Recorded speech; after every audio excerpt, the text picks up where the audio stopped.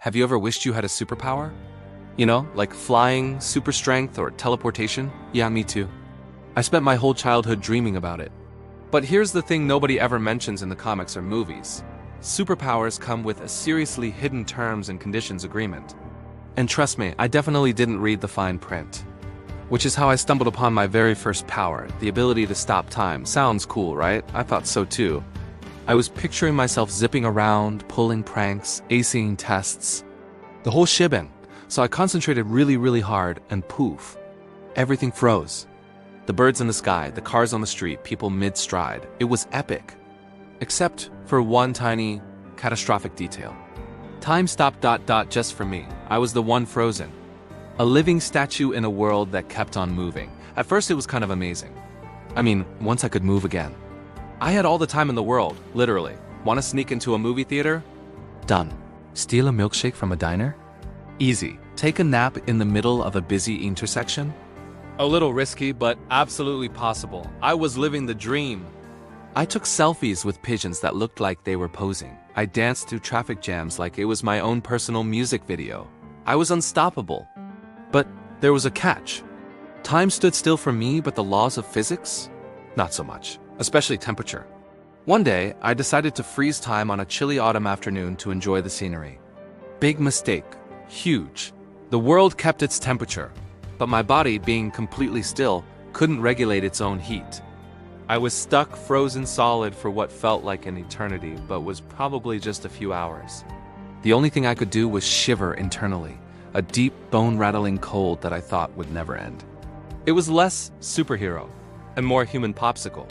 After that delightful experience, I decided it was time for a power upgrade, so I traded in time stopping for something a bit less life-threatening. The ability to talk to objects. I thought it would be so useful. I could ask my keys where they were hiding, get my computer to tell me why it was running so slow. The possibilities seemed endless, so I tried it out. I walked up to my toaster and said, "Hey buddy, how's it going?" And you know what it said back?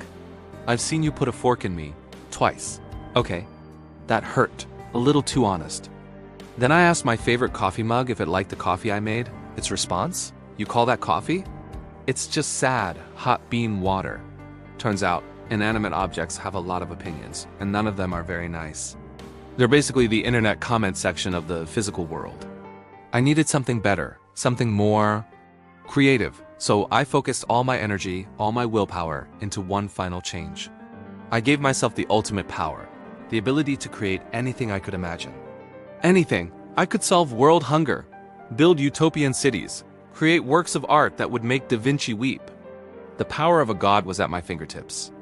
I closed my eyes, picturing the most magnificent, useful, world-changing thing I could think of.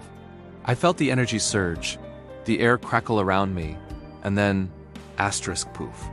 Asterisk before me, hovering in the air and glowing like a sacred artifact, was a giant, perfectly formed hamburger. It was beautiful, a masterpiece of culinary art. The cheese was perfectly melted, the lettuce crisp. I reached out to take a bite of my glorious creation and nearly broke my teeth. It was made of resin, a display model, a prop. I had the power to reshape reality, to create literally anything from the depths of my imagination. And my brain decided the world desperately needed a piece of fast food decoration. I could have created a new universe, and instead I made a paperweight that looks like a burger. And in that moment, staring at my useless plastic sandwich, I had a revelation. Superpowers didn't almost ruin my life. I did. I was the problem all along. My own lack of foresight, my questionable choices, my brain's obsession with burgers, it was all me. But you know what? That's okay. Because if I'm going to mess things up, at least I'm going to do it in style, with a beautifully edited montage and a resin hamburger as my trophy. It's my chaotic life, and I'm the one holding the camera. So, if you've made it this far through my tale of terrible powers, congratulations. You clearly have the superpower of patience. Now, how about you use your other power? The one in your index finger, and click that subscribe button before I accidentally stop time for everyone again? Thanks for watching, and I'll see you in the next one.